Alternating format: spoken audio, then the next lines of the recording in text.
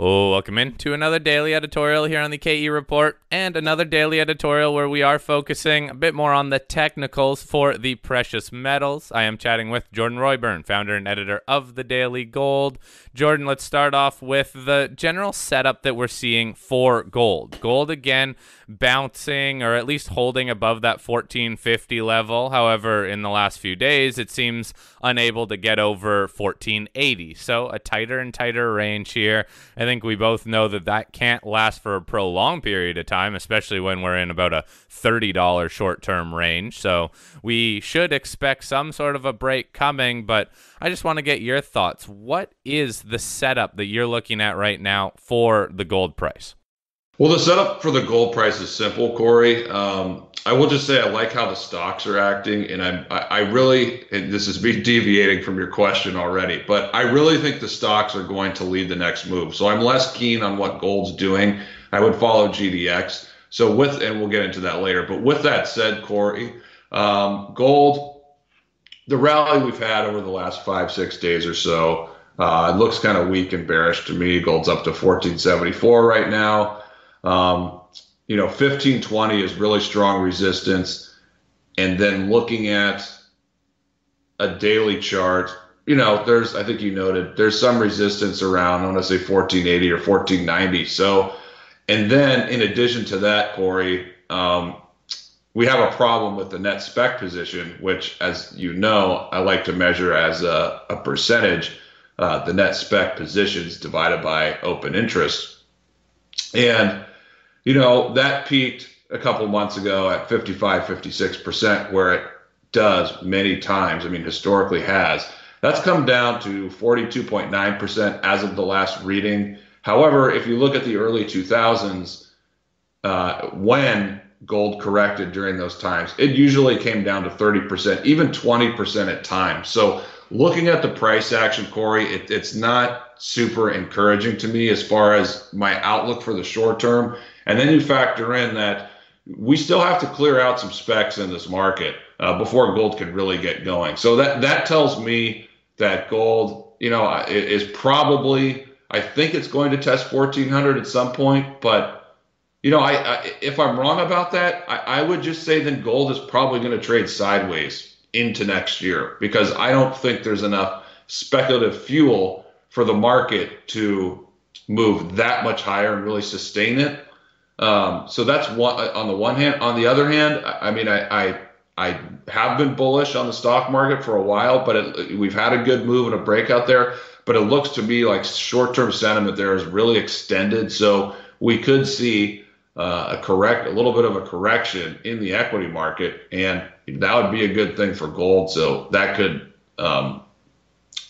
give gold a little bit of a push higher. But I just, for me in the gold price, I don't expect any big moves here over the next month or two. I think we're going to correct more, either through price or time, or price and time. So that's the setup for gold. Okay, and you know what? Even if gold does move for the most part sideways for the rest of this year, it's still going to be up, let's say around $170. So still a very good year. But as you mentioned on the onset here, stocks continue to outperform. You look at GDX, that has rebounded. Gold even rebounded just as we've been talking here. But overall, the larger gold stocks and the silver stocks have been holding up nicely. You can argue, if gold starts moving up, even leading the gold price higher. What's the setup for something like GDX then? What are some of the levels that you're watching? Well, I think here in the short term, the real key for GDX is some of these tops within this correction. You had that high, I believe, October 30th, which is just above $28. So that's an important level. Same thing for GDXJ, that comes in at just below 39.50. And then, so we're going from index to index. The Huey, which is basically gold producers, no royalty companies, right now that's up at about 217. That has some important resistance at 220. So the Huey is not far from that level. But if the Huey were to get above 220 and sustain it, that would be significant for the sector, because 220, that dates back a few years. I mean, it's not the ultimate high there, but it is an important level. So those are the levels that I'm watching. I'm not sure if, I'm not sure we're going to get some imminent move to the upside because I do think gold has more correction to go, even if it's just sideways. So with that said, I'd be surprised if we'd see the miners like really diverge positively and like break that October 30 high. But you never know, Corey. We'll see. I mean, I like how the miners have been acting. To the silver stocks, they've been leading. I mean, the silver stocks are well off their October low. I mean, SIL trading at 30. That October low is at 27.50. So the SIL would have to go down like 8 or 9% to even test that level. And we know that gold is, it's only a little bit above its October low. Same thing with silver, I think.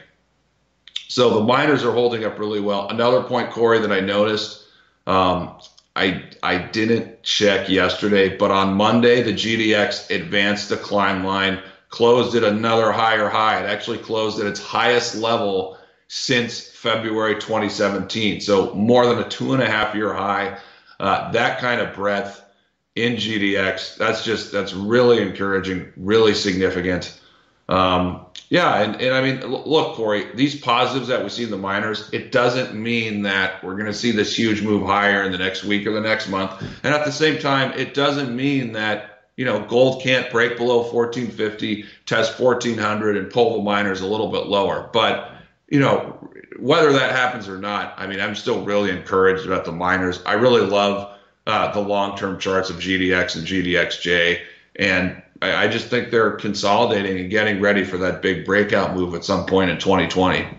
Now, Jordan, this also ties into what you've actually been doing and sharing with your subscribers, and that's buying some select stocks. I find that interesting. Well, it also ties in nicely with this more bullish outlook that you have.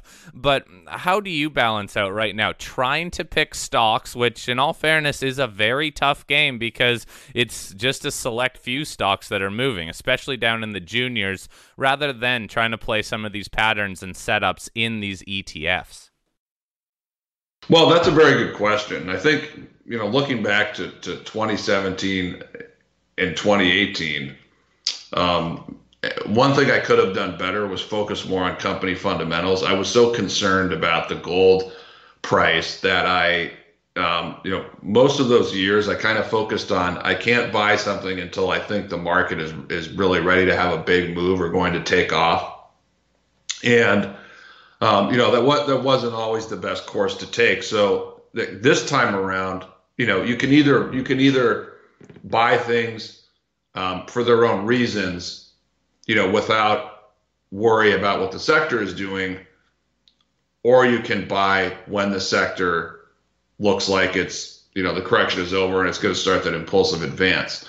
So with that said, in the last week, I had two things on my watch list, and I only have like 4 or 5 on my watch list. That one, I said, when this comes down to this level, we're going to buy it. And, that worked out perfectly. It rebounded after we bought it because it came down to support level. And another thing just plummeted last week for reasons that were non-fundamental. So it became a real value buy.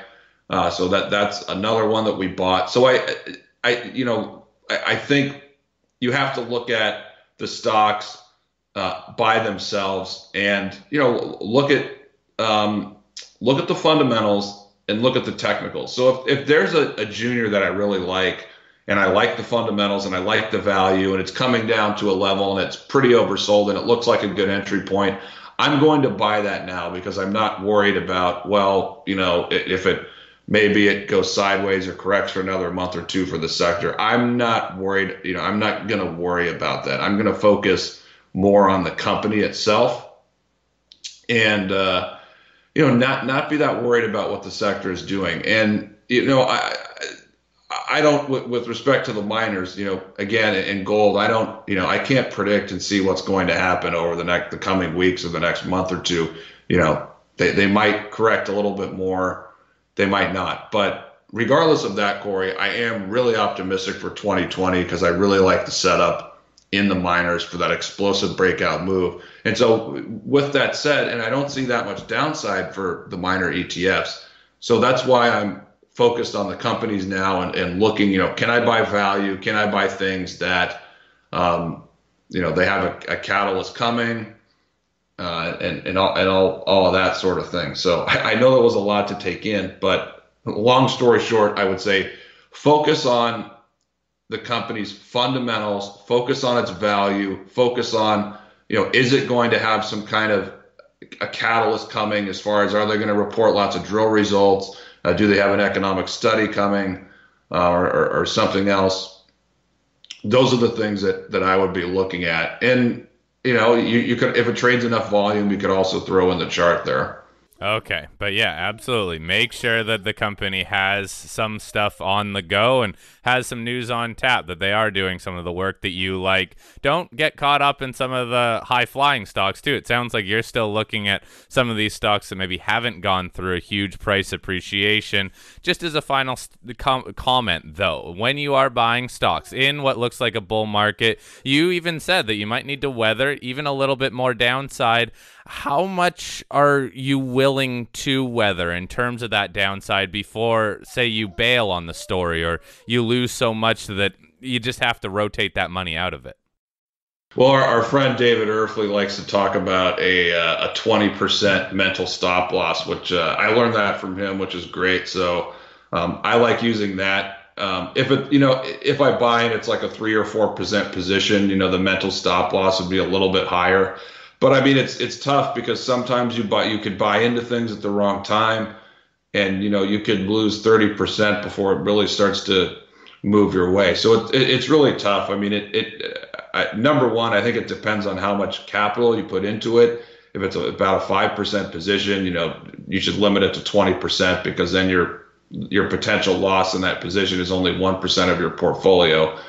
But if it's a smaller position, I might be more liberal about that and let it fall more than 20%. But the other thing, Corey, is when you're buying something, you should, and I mean, this is subjective, it's tough, but you should ask yourself, is this something that could fall 20% from here? And so if you're buying a high flyer, yeah, it is, yeah, sure, it could go up another 20 or 50%, but if it's made a vertical move, yes, it is possible it could fall another 20%. So if something could fall another 20%, then I would say, it's probably not time to buy that. There could be another entry point coming.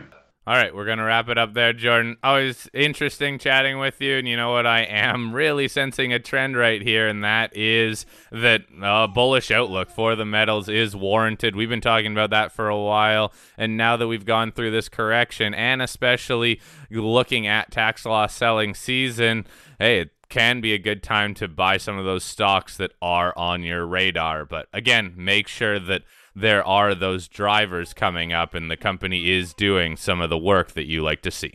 Jordan, great chatting with you. Have a great rest of your week.